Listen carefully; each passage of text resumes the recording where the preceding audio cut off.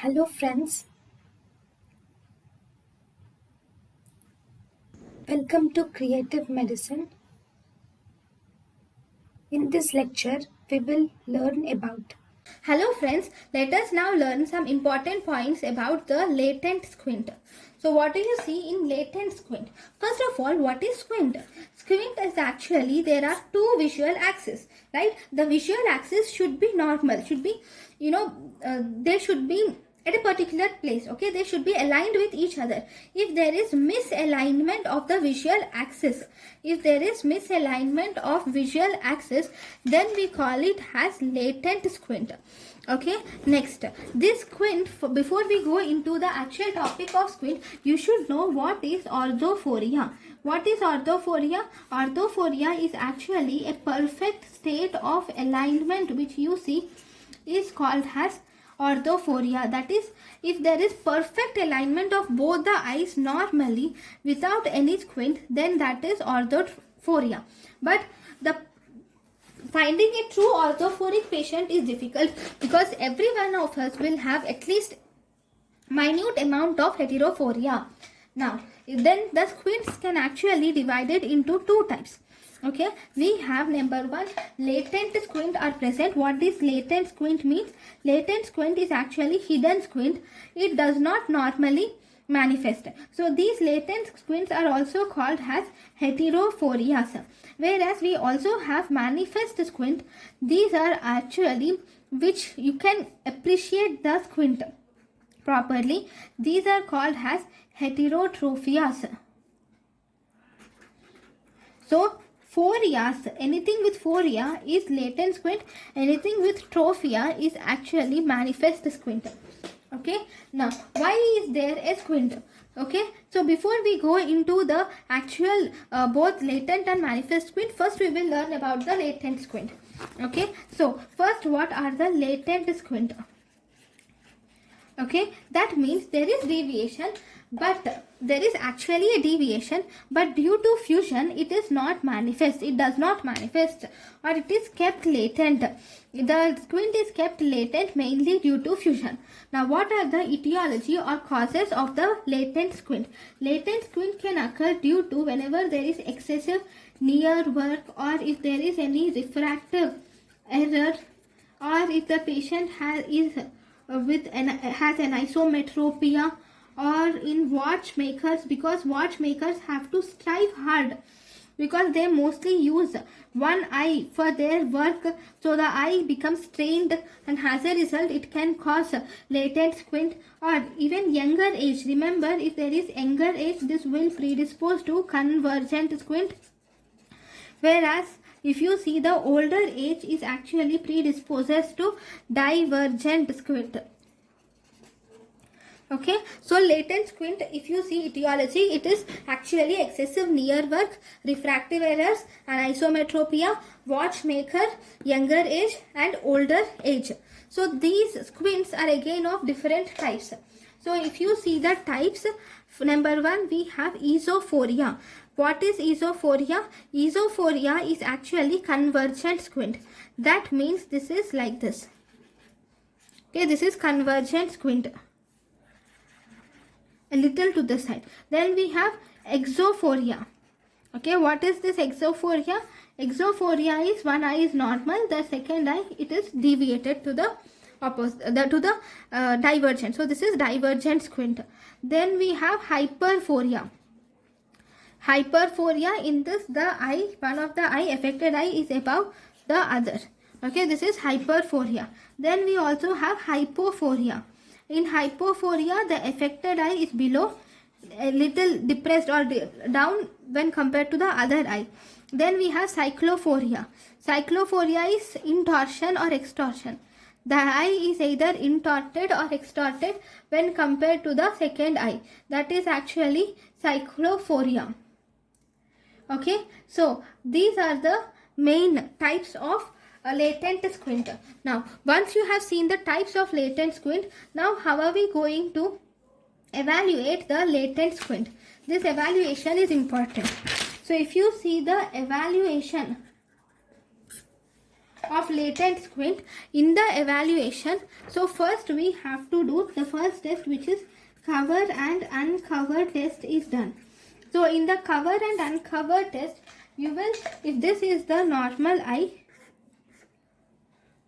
okay, this is the normal eye. Now you will cover the eye with a occluder. Okay, so this is occluder. So once you cover the eye with occluder, actually you cannot see anything, right? Now, but what happens in the inside? Actually, at first, it is manifest. You cannot see the squint properly, right? Because it is just manifesting it. This is, sorry, it is latent. It is, the squint here is latent squint. So you cannot see the difference clearly. So as a result, you will do this cover test. Now, whenever you have covered the eye, so here, this eye, if the patient thinks that the patient has two things, there can be two possibilities. Okay, number one, the patient has exophoria or the patient has esophoria. Okay, now if the patient has exophoria, whenever you are covering it, that means this eye will start deviating towards the side of the error. So that means the latent squint will manifest whenever you cover the eye. Okay, so inside there will be movement of this exophoria will move towards the laterally, whereas in esophoria it moves medially. Okay, now when you this is actual movement that occur. Now when you remove this cover, okay, then the movement that is occurring is opposite to this. Now once the eye is in the exophoria, the eye is deviated outward. Now because whenever you remove the cover, again because of this eye, this eye will move like this and it will come back to its original position. So this is the movement outward. Okay, whenever there is exophoria, sorry, the movement is inward. Okay, whenever there is exophoria, the movement will be inward. Whereas in esophoria, here the eye has been manifested like this, moving adducting. So now because whenever you remove the covers, it comes back to its original position like this. So as a result, it has moved outward.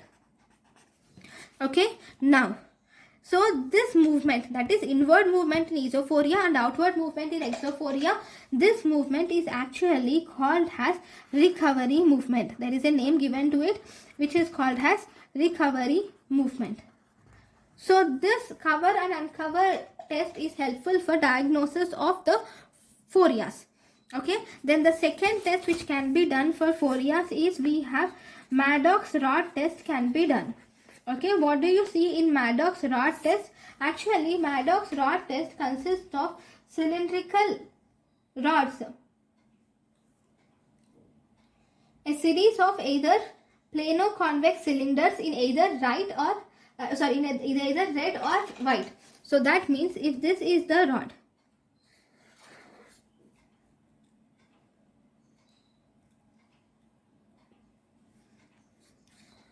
the rod will look something like this.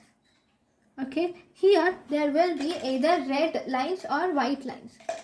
So cylinders, actually there will be cylinders with either red or white like this. Okay, now when you put the eye, when you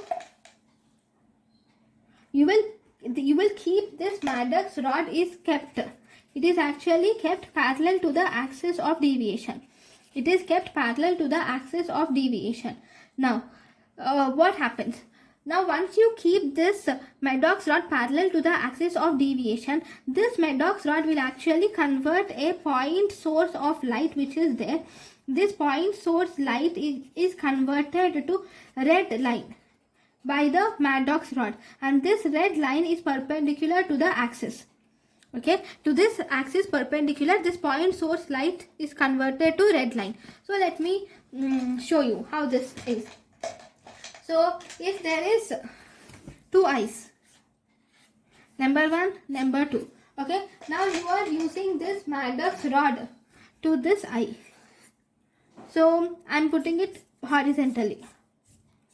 Okay, so this is the Madox rod. Now you have pointed at point source of light. over it. Okay, so this is the point source of light. Now when you put a point source of light in this eye, because there is only point source of light, you will see the point source of light through this eye. See, this Madox rod is going to convert the point source of light into red line. So this red line, it converts into red line which is perpendicular to the axis. If this is the axis, so this is the red line which is produced by the Madox rod. So that means this Madox rod will produce two dissimilar images. Because there are two dissimilar images which are produced, so these two dissimilar images will show no fusion. Okay, so this is Madox rod test which will show the phoria. Okay, now you have known whether there is phoria present or not. But when the patient comes to your clinic, then what do? First and foremost, these two tests can be done for phorias, but initial investigation, if you were asked what is the most important and first investigation, it is actually visual acuity testing, and refraction should be done under dilatation. Visual acuity testing and refraction under dilatation is the most important test which is done, and it is the first test. The second test, you can also do Brachner test. What is this Brachner test? This Brachner test is actually performed during the direct ophthalmoscope. It is performed during direct ophthalmoscope.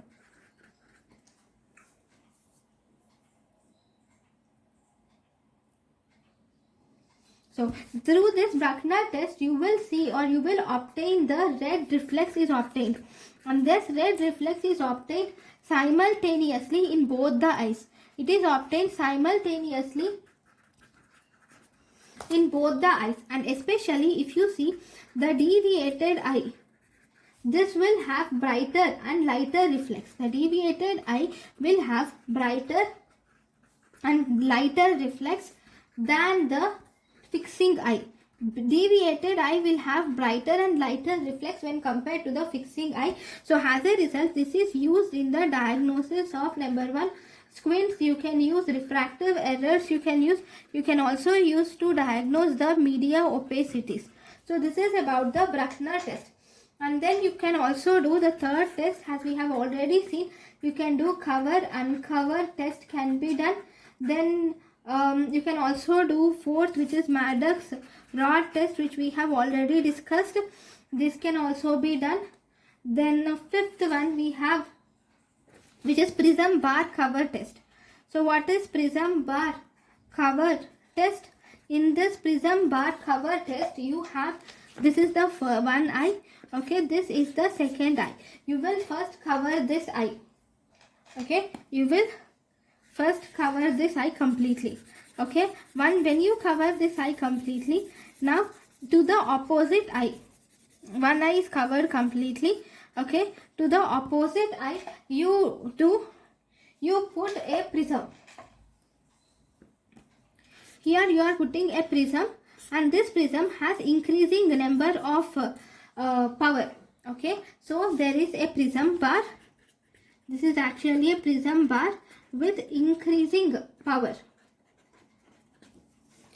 Okay, so you will first do a cover. You will first cover the eye. Okay, and then you will uncover the eye, and you will adjust the prism bar power. You will adjust the power of the prism bar. Okay, and then you will again do cover and cover test, and then you will again adjust the prism bar in such a way that the no recovery movement occurs. That means, see, this prism bar will have increasing powers. That means the power will be less here. The power will be less here as it goes from above to downwards. Okay, the power will be increasing. So first, if you put the first power, the recovery movement will be there, but slowly and then you will again cover the eye and you increase the power, then you will see the recovery movement. Slowly, as you increase the power, the recovery movement will decrease, and finally at one point the recovery movement will completely be absent. So that is the power of this, or that is the amount of squint that the patient has.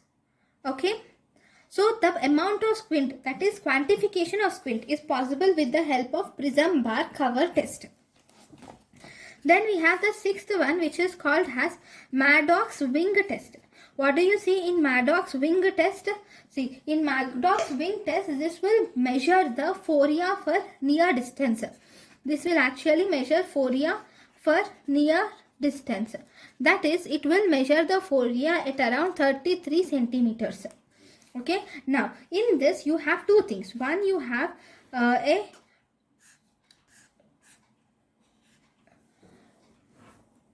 you will have a rod. Okay, this is actually Madox tangent scale. This is called as Madox tangent scale. Okay, in the Madox tangent scale there will be readings. Okay, it can also be used to quantify. So as a result, there will be readings both vertically and also horizontally. And then you will also use the